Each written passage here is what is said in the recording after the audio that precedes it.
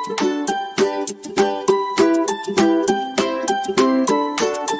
Everyone, welcome to white board champions. मेरा नाम है सची भल्ला और आज के इस वीडियो में हम क्लास 11th के बिजनेस, प्रोफेशन एंड एम्प्लॉयमेंट का मीनिंग समझेंगे और उनके बीच में कंपैरिजन करेंगे। तो चलिए शुरू करते हैं। हर सोसाइटी के अंदर अपनी वांट्स को सेटिस्फाई करने के लिए लोग अलग अलग तरीके की एक्टिविटीज़ करते हैं। इन एक्टिविटीज़ को हम बिजनेस, प्रोफेशन या एम्प्लॉयमेंट के रूप में कैटेगराइज करते हैं, जो कि इकोनॉमिक एक्टिविटीज़ कहलाती हैं। इकोनॉमिक एक्टिविटीज़ वो एक्टिविटीज़ होती हैं जिनके द्वारा हम अपने लाइवलीहुड को अर्न करते हैं, यानी कि पैसा कमाते हैं। तो सबसे पहले जो एक्टिविटी होती है उसे हम बिज़नेस की कैटेगरी के अंदर रखते हैं।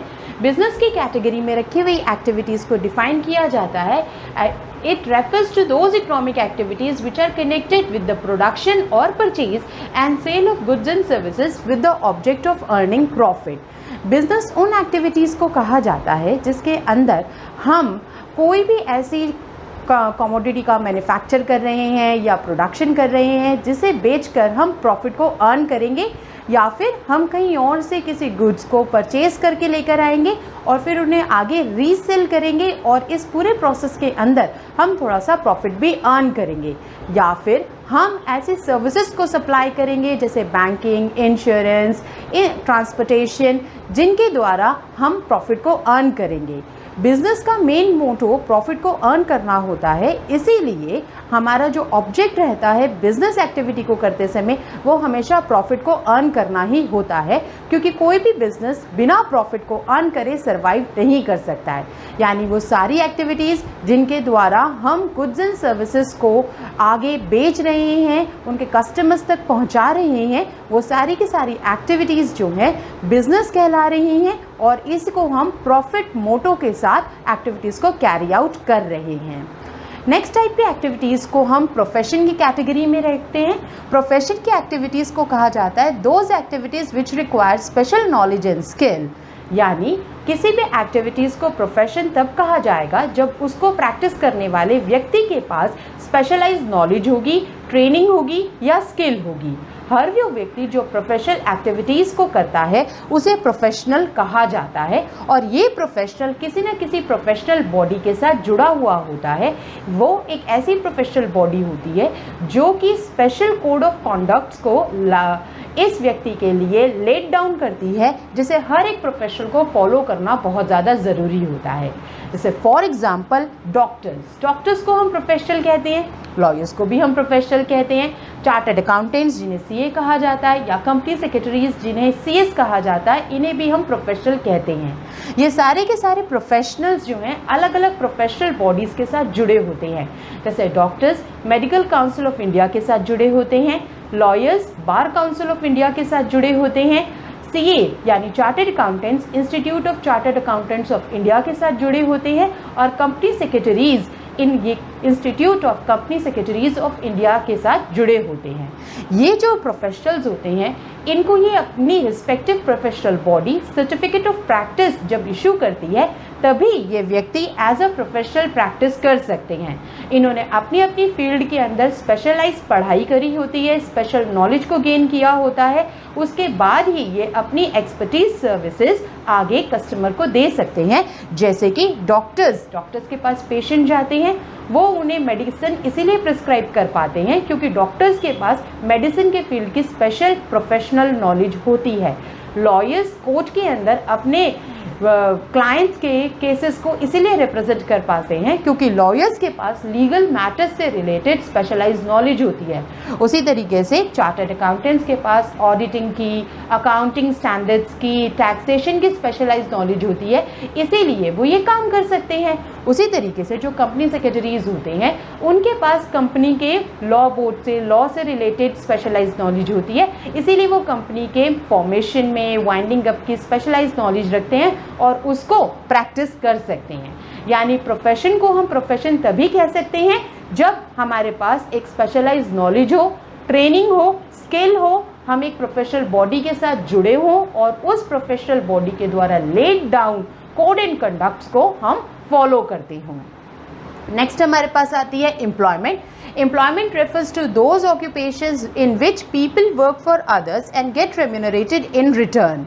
अब एम्प्लॉयमेंट जो होती है ये भी एक लाइवलीहुड अर्न करने का ज़रिया होता है। इसके अंदर हम क्या करते हैं, हम किसी ऑर्गेनाइजेशन के पास या किसी व्यक्ति के पास जाकर जॉब करते हैं और जो हमें जॉब देता है, जॉब ऑफर करता है, वो कहलाता है एम्प्लॉयर। और क्योंकि हम अपनी सर्विसेज दे रहे हैं उसे, इसीलिए हम कहलाएंगे एम्प्लॉयज़। अब जो सर्विसेज हम दे रहे हैं उसके बदले में जो हमारा एम्प्लॉयर है, जो भी ऑर्गेनाइजेशन है, वो हमें हमारे लिए सैलरी या वेजेस प्रोवाइड करेगी, जो कि फिक्स्ड रेम्यूनरेशन है। यानी इस डेफिनेशन के अंदर ये जो वर्ड रेम्यूनरेटेड है, इसका मतलब होता है अपनी सर्विसेज के बदले में अर्निंग करना। और एक एम्प्लॉय जो है वो अपनी सर्विसेज के बदले में सैलरीज या वेजेस अर्न करता है, जो कि उसकी लाइवलीहुड है, जो कि उसकी इनकम है। अब इसके बीच में कंपैरिजन, इन तीनों के बीच में कंपैरिजन अगर हम करें, बिजनेस, प्रोफेशन और एम्प्लॉयमेंट के बीच में अगर हम कंपैरिजन करें, तो ये अलग अलग बेसिस पर हो सकता है। पहला बेसिस होता है mode of establishment. Mode of establishment कहता है कि अगर आप बिजनेस स्टार्ट करना चाहते हो तो इसके लिए एंटरप्रेन्योर्स डिसीजन और लीगल फॉर्मेलिटीज़ की कैरेक्टरिस्टिक्स को पूरा करना पड़ेगा। एंटरप्रेन्योर उस व्यक्ति को कहते हैं जो बिज़नेस को स्टार्ट करना चाहता है। अब एंटरप्रेन्योर जब एक बार डिसाइड करता है कि उसने बिज़नेस स्टार्ट करना है, तो उस बिज़नेस से रिस्पेक्ट में जो भी लीगल फॉर्मेलिटीज़ हैं उसको पूरा करने के बाद वो अपना बिज़नेस कैरी आउट कर सकता है। जैसे कि अगर वो डिसाइड करता है कि उसको सोल प्रोप्राइटरशिप का बिज़नेस स्टार्ट करना है, तो सोल प्रोप्राइटरशिप में सारा का सारी जिम्मेदारी उसी की है, सारा काम उसी का है, कैपिटल भी उसी ने इन्वेस्ट करनी है। तो एक बार उसने डिसाइड करा, सब कुछ उसके अंदर कैपिटल वगैरह इन्वेस्टमेंट करी और वो अपना बिज़नेस स्टार्ट कर देगा। अगर एंटरप्रेन्योर चाहता है कि वो पार्टनरशिप के अंदर बिजनेस खोले, तो उसे अपने सभी पार्टनर्स के साथ एक पार्टनरशिप डीड साइन करनी चाहिए और उस डीड को साइन करने के बाद वो उसके अंदर अपनी पार्टनरशिप के रिलेशन में सारे रूल्स, रेगुलेशंस जो भी हैं, जो भी बातें वो मानना चाहते हैं पार्टनरशिप में, लिखकर उस पर साइन कर सकते हैं और फिर वो अपना पार्टनरशिप स्टार्ट कर सकते हैं। ये लीगल फॉर्मेलिटीज़ कंपनी के खोलने के केस के अंदर बहुत ज़्यादा होती हैं, क्योंकि किसी भी कंपनी को अगर कोई एंटरप्रेन्योर स्टार्ट करना चाहता है तो उसे कई तरीके की लीगल फॉर्मेलिटीज़ को पूरा करने के बाद ही वो अपना बिज़नेस जो है स्टार्ट कर सकता है। तो एक बार बस एंटरप्रेन्योर को ये डिसाइड करना है कि वो किस टाइप का बिज़नेस खोलना चाहता है, और फिर उस टाइप के बिज़नेस, जो भी बिज़नेस वो डिसाइड करता है, उसके रिस्पेक्ट में जो भी लीगल फॉर्मेलिटीज़ प्रिस्क्राइब करी गई हैं उनको पूरा करने के बाद वो अपना बिज़नेस स्टार्ट कर सकता है। प्रोफेशन के केस में मोड ऑफ एस्टैब्लिशमेंट कहता है कि हर प्रोफेशनल के पास अपनी रिस्पेक्टिव प्रोफेशनल बॉडी की मेंबरशिप होना बहुत ज़्यादा ज़रूरी है। मेंबरशिप का होना बहुत ज़्यादा ज़रूरी है। इस मेंबरशिप को मिलने के बाद उसे एक अपनी रिस्पेक्टिव प्रोफेशनल बॉडी एक सर्टिफिकेट ऑफ प्रैक्टिस इशू करेगी, तभी प्रोफेशनल जो है अपना प्रोफेशन प्रैक्टिस कर सकता है। यानी जो डॉक्टर है वो तभी डॉक्टर के रूप में काम कर सकता है अगर उसे मेडिकल काउंसिल ऑफ इंडिया जो है सर्टिफिकेट ऑफ प्रैक्टिस इशू कर रही है। अगर कोई लॉयर तभी कोर्ट के अंदर जाकर केस लड़ सकता है जब उसे बार काउंसिल ऑफ इंडिया की तरफ से सर्टिफिकेट मिलता है, या कोई चार्टर्ड अकाउंटेंट या कंपनी सेक्रेटरीज को जब तक अपने रिस्पेक्टिव प्रोफेशनल बॉडीज़ की तरफ से सर्टिफिकेट ऑफ प्रैक्टिस मिलता है उसके बाद ही वो ये काम कर सकते हैं, यानी प्रोफेशन को प्रैक्टिस कर सकते हैं। नेक्स्ट होता है हमारे पास एम्प्लॉयमेंट। एम्प्लॉयमेंट को अगर आप करना चाहते हो तो आपको एक अपॉइंटमेंट लेटर मिलना ज़रूरी है। यानी जिस भी ऑर्गेनाइजेशन के लिए, अपने एम्प्लॉयर के लिए आप काम कर रहे हो, वो आपको एक अपॉइंटमेंट लेटर देगा और उस अपॉइंटमेंट लेटर को मिलने के बाद ही जो है आप उस ऑर्गेनाइजेशन में एज अ एम्प्लॉई अपना काम आसानी से कर सकते हैं। सेकंड बेसिस होता है nature of work. Nature of work क्या कहता है? Business provision of goods and services to public. Business क्या करता है? हमेशा बिजनेस ऐसे गुड्स की प्रोडक्शन करता है या उन्हें परचेज करके आगे रीसेल करता है जो कि वो प्रॉफिट को आसानी से अर्न करने में उसकी हेल्प कर सके, यानी प्रॉफिट को अर्न कर सके, या वो ऐसी सर्विसेज को सप्लाई करेगा जिससे बिजनेस आसानी से जो है अपना प्रॉफिट अर्न कर रहा है। और ये गुड्स एंड सर्विसेज वो हैं जो कि पब्लिक के वांट्स को सेटिस्फाई कर रहे हैं। प्रोफेशन के अंदर जो प्रोफेशनल होता है वो अपने क्लाइंट्स को पर्सनलाइज्ड एक्सपर्ट सर्विस देता है।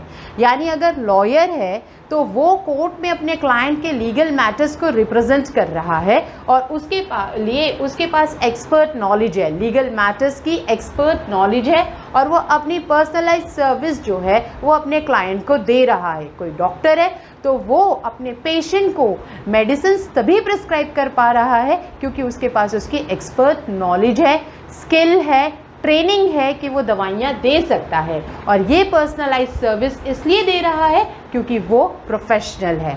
मगर एम्प्लॉयमेंट के अंदर जो भी एम्प्लॉय अपनी सर्विसेज देता है वो एज पर सर्विस कॉन्ट्रैक्ट होता है, यानी जो ऑर्गेनाइजेशन है वो एम्प्लॉय की सर्विस कॉन्ट्रैक्ट में साफ साफ लिख देगी कि उसे एम्प्लॉय से क्या एक्सपेक्टेशन है और एम्प्लॉयज़ को ऑर्गेनाइजेशन की ग्रोथ के लिए, बेटरमेंट के लिए किस तरीके से क्या काम करना है। तीसरा बेसिस होता है क्वालिफिकेशन। क्वालिफिकेशन मतलब अगर कोई भी as a businessman, as a professional या एज अ एम्प्लॉय कहीं काम करना चाहता है तो उसके लिए उसके पास क्या क्वालिफिकेशन होनी चाहिए। तो सबसे पहले बिजनेस को डिस्कस करते हैं। No minimum qualification required. किसी भी बिजनेस को स्टार्ट करने के लिए कोई मिनिमम क्वालिफिकेशन नहीं होती है।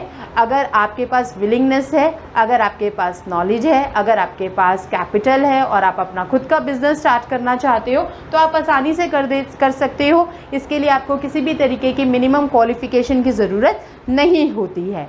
मगर प्रोफेशनल ऐसा नहीं कर सकता है। प्रोफेशनल को अगर प्रोफेशनल के तौर पर अपना काम करना है, इनकम अर्न करनी है, लाइवलीहुड अर्न करनी है तो उसके पास एक्सपर्टीज़, ट्रेनिंग होना बहुत ज़्यादा ज़रूरी है उसके जिस पर्टिकुलर फील्ड में वो काम करना चाहता है। यानी डॉक्टर एज अ डॉक्टर तभी कहलाएगा जब उसके पास मेडिसिन के फील्ड्स में एक्सपर्टीज़, नॉलेज होगी, ट्रेनिंग होगी। अगर कोई लॉयर काम करना चाहता है तो उसे लीगल मैटर्स में एक्सपर्टीज सर्विस गेन करनी पड़ेगी, ट्रेनिंग लेनी पड़ेगी, तभी वो एज अ लॉयर कोर्ट में प्रैक्टिस कर सकता है। और एम्प्लॉयमेंट के केस के अंदर जो हमारी रिक्वायरमेंट होती है वो एज प्रिस्क्राइब बाय एम्प्लॉयर, यानी एम्प्लॉयर आपको बताएगा कि आपकी क्या क्वालिफिकेशन है। मान लीजिए कोई व्यक्ति अगर किसी ऑर्गेनाइजेशन में एज अ सिक्योरिटी गार्ड जाना चाहता है तो उसकी क्वालिफिकेशन एम्प्लॉयर प्रिस्क्राइब कर देगा कि हाँ 10+2 हो तो आप आके एज अ सिक्योरिटी गार्ड काम कर सकते हो। अगर कोई व्यक्ति किसी जगह पर जाकर एज अ मैनेजर काम करना चाहता है तो एम्प्लॉयर बताएगा कि उसके लिए उसके पास क्या डिग्रीज होनी चाहिए, क्या उसके पास नॉलेज होनी चाहिए, क्या उसके पास स्किल होनी चाहिए। यानी एम्प्लॉयमेंट के केस के अंदर हमेशा एम्प्लॉयर प्रिस्क्राइब करेगा कि आपके पास किस किस तरीके की नॉलेज होनी चाहिए ऑर्गेनाइजेशन के अंदर काम करने के लिए, एम्प्लॉयर के अंडर काम करने के लिए। चौथा बेसिस होता है रिवॉर्ड्स और रिटर्न। बिजनेस के केस में जो रिवॉर्ड होता है या जो रिटर्न होता है उसे प्रॉफिट कहा जाता है। यानी बिजनेसमैन जो भी अपनी बिजनेस एक्टिविटीज़ कर रहा है उसके बदले में वो प्रॉफिट अर्न करता है। और प्रोफेशनल जो है वो अपनी प्रोफेशनल सर्विसेज जो दे रहा है उसके बदले में प्रोफेशनल फ़ीस को अर्न करता है। यानी क्लाइंट उसे जो पैसे दे रहे हैं उसको प्रोफेशनल फ़ीस कहा जाता है। और एम्प्लॉयमेंट के केस में जो एम्प्लॉई अपनी सर्विसेज देता है तो उसके बदले में जो भी उसका एम्प्लॉयर है वो उसे सैलरी या वेजेस देता है। पांचवा बेसिस होता है कैपिटल इन्वेस्टमेंट। कैपिटल का मतलब होता है कि हम कितने पैसे अपने बिजनेस एक्टिविटीज़ के अंदर, प्रोफेशन में या एम्प्लॉयमेंट में लगा रहे हैं। तो कैपिटल इन्वेस्टमेंट बिजनेस पे डिपेंड करती है as per the size and nature. अगर आपका छोटा बिजनेस है तो आपको कम कैपिटल की लगाने की ज़रूरत पड़ेगी, इन्वेस्टमेंट करने की ज़रूरत पड़ेगी। अगर आपका लार्ज स्केल का बिजनेस है, जैसे मॉल खोल रहे हो, कंपनी खोल रहे हो, तो उसमें उसका साइज़ बड़ा हो जाएगा, नेचर ऑफ एक्टिविटीज़ बड़ी हो जाएंगी, तो पैसे भी ज़्यादा इन्वेस्ट करने पड़ेंगे। तो बिज़नेस के अंदर कैपिटल इन्वेस्टमेंट डिपेंड करती है कि आपके बिज़नेस का साइज़ क्या है और नेचर क्या है। प्रोफेशन के केस के अंदर कैपिटल इन्वेस्टमेंट लिमिटेड होती है। इसके अंदर आपको अपनी प्रोफेशनल स्किल्स को गेन करने के लिए जितनी इन्वेस्टमेंट करनी होती है उतने ही पैसे इस पे इन्वेस्टेड होते हैं। जबकि एम्प्लॉयमेंट के केस के अंदर बिल्कुल भी कैपिटल लगाने की ज़रूरत नहीं है, क्योंकि सारी की सारी कैपिटल इन्वेस्टमेंट एम्प्लॉयर करता है। बस वो आपकी सर्विसेज के बदले में आपको रिम्यूनरेट कर देता है, इसीलिए आपको सिर्फ अपनी सर्विसेज देने की ज़रूरत है। आपको किसी भी तरीके की कैपिटल इन्वेस्टमेंट की ज़रूरत नहीं होती है एम्प्लॉयमेंट के केस में। सिक्स्थ बेसिस होता है रिस्क। रिस्क बिजनेस के अंदर बहुत ज़्यादा होता है, यानी risk is always present in business. Business के अंदर रिस्क इसलिए प्रेजेंट होता है क्योंकि बिजनेस की जो इनकम होती है वो अनसर्टेन होती है और इरेगुलर होती है। मान लीजिए कि बिजनेस अभी प्रेजेंट टाइम में बूम पर है तो प्रॉफिट बहुत ज़्यादा अर्न करेगा बिजनेसमैन, बिजनेस वूमन। मगर अगर अनसर्टेन है, अगर आगे चल के मार्केट में स्लम्प आ जाता है और प्रॉफिट को अर्न नहीं कर पाते हैं तो वहाँ पर जो इनकम है, जो प्रॉफिट अर्निंग है वो अनसर्टेन हो जाएगी और वो एक रिस्की सिचुएशन है क्योंकि उस केस में लॉस भी हो सकता है। इसलिए बिजनेस के अंदर रिस्क हमेशा प्रेजेंट रहता है। प्रोफेशन के केस में हमेशा थोड़ा बहुत रिस्क होता है क्योंकि यहाँ पे प्रोफेशनल को जो फीस दी जा रही है, प्रोफेशनल फीस दी जा रही है, वो जनरली रेगुलर होती है कि उसको उसके काम के बदले में हमेशा फ़ीस मिलती ही मिलती है। मगर कई बार केसेस ऐसे हो जाते हैं कि फ़ीस लेट हो जाती है या नहीं मिल पाती है, तो उस केस में प्रोफेशन के अंदर थोड़ा सा रिस्क प्रेजेंट रहता है। There is a sum amount of risk present in profession. मगर एम्प्लॉयमेंट के केस में रिस्क नहीं होता है, होता भी है तो बहुत थोड़ा सा होता है, लिटिल होता है। क्यों होता है? क्योंकि जब कोई व्यक्ति कहीं पे जाकर एम्प्लॉयमेंट करता है यानी जॉब करना शुरू करता है तो उसे पहले ही बता दिया जाता है कि आपको एक फिक्स्ड सैलरी या वेजेस ज़रूर दी जाएगी आपकी सर्विसेज के बदले में। तो ऐसे केस में एम्प्लॉयमेंट में या तो रिस्क बिल्कुल नहीं होता है और अगर होता भी है तो बहुत लिटिल रिस्क होता है। 7th होता है ट्रांसफ़र ऑफ इंटरेस्ट। बिजनेस के अंदर हाँ, आप इंटरेस्ट को ट्रांसफ़र कर सकते हो, इंटरेस्ट मत क्यों ट्रांसफ़र कर सकते हो, मगर उसके लिए आपको थोड़ी सी फॉर्मेलिटीज़ पूरी करनी होंगी। एक बार वो फॉर्मेलिटीज़ आपने पूरी कर दी तो आप आसानी से जो है वो बिज़नेस के अंदर अपने इंटरेस्ट को किसी और को ट्रांसफ़र कर सकते हो। मगर प्रोफेशन के अंदर इट्स नॉट पॉसिबल क्योंकि प्रोफेशनल जो सर्विस अपनी दे रहा है वो अपनी एक्सपर्टीज़ सर्विस दे रहा है, अपनी स्पेशलाइज्ड नॉलेज के द्वारा सर्विस दे रहा है। तो प्रोफेशन के अंदर आप अपने इंटरेस्ट को ट्रांसफ़र नहीं कर सकते हो। एम्प्लॉयमेंट के अंदर भी आप अपनी सर्विसेज दे रहे हो, एम्प्लॉय जो है वो अपना इंटरेस्ट किसी और को ट्रांसफ़र नहीं कर सकता है। लास्ट ऑफ ऑल होता है हमारे पास कोड ऑफ कंडक्ट, यानी बिजनेस के अंदर क्या कोई कोड ऑफ कंडक्ट होता है, क्या कोई नॉर्म्स होते हैं। नॉर्म्स का मतलब प्रिंसिपल्स होते हैं या रूल्स होते हैं जिनको फॉलो करना ज़रूरी है, तो आंसर है नो। बिजनेस के अंदर कोई भी कोड ऑफ कंडक्ट प्रिस्क्राइब्ड नहीं होता है जो बिजनेसमैन को फॉलो करना ज़रूरी है। बिजनेसमैन ने एक बार एंटरप्रेन्योर ने अपना डिसीजन ले लिया तो वो बिजनेस चला रहा है, अपनी तरफ से कैपिटल को इन्वेस्ट कर रहा है, सारा रिस्क भी वो खुद बियर कर रहा है, मगर उसके लिए कोई specialise code of conduct prescribe नहीं किया जाता है जो उसको फॉलो करना ज़रूरी हो। मगर ऐसा प्रोफेशन में नहीं होता है। अगर आप प्रोफेशनल के तौर पर काम कर रहे हो तो आपको प्रोफेशनल कोड ऑफ कंडक्ट जो है वो फॉलो करना पड़ेगा। यानी अगर कोई डॉक्टर है तो उसे मेडिकल काउंसिल ऑफ इंडिया के द्वारा जो कोड ऑफ कंडक्ट प्रिस्क्राइब किया गया है, लेट डाउन किया गया है, उसे फॉलो करना पड़ेगा। लॉयर को बार काउंसिल ऑफ इंडिया के द्वारा दिया गया कोड ऑफ कंडक्ट फॉलो करना पड़ेगा। चार्टर्ड अकाउंटेंट को institute of chartered accountants of India के द्वारा let down code of conduct को फॉलो करना पड़ेगा। कंपनी सेक्रेटरीज को institute of company secretaries of India के द्वारा लेट किया हुआ कोड ऑफ कंडक्ट फॉलो करना पड़ेगा। यानी शॉर्ट में हम कह सकते हैं प्रोफेशनल को कोड ऑफ कंडक्ट फॉलो करना ही पड़ता है जो कि उसकी प्रोफेशनल बॉडी ने दिया है, उसको लेट डाउन किया है उसके लिए, ठीक है। मगर एम्प्लॉयमेंट के अंदर आपको जो एम्प्लॉयर कह रहा है करने के लिए, जो एम्प्लॉयर ने आपके लिए norms of behaviour let down करे हैं, आपको सिर्फ वही फॉलो करने हैं। एम्प्लॉयर जैसा आपको काम कहेगा करने के लिए आपको वैसा ही काम करना है। एम्प्लॉयर जो आपके लिए कोड ऑफ कंडक्ट को प्रिस्क्राइब कर रहा है आपको अपने एम्प्लॉयर के लिए वही कोड ऑफ कंडक्ट फॉलो करना पड़ेगा। तो ये था कंपैरिजन बिजनेस, प्रोफेशन और एम्प्लॉयमेंट के बीच में। मेरी वीडियो को लाइक कीजिएगा, शेयर कीजिएगा और प्लीज़ बेल आइकन को हिट कीजिएगा ताकि हर एक नई वीडियो की नोटिफिकेशन आपको मिलती रहे। Thanks for watching.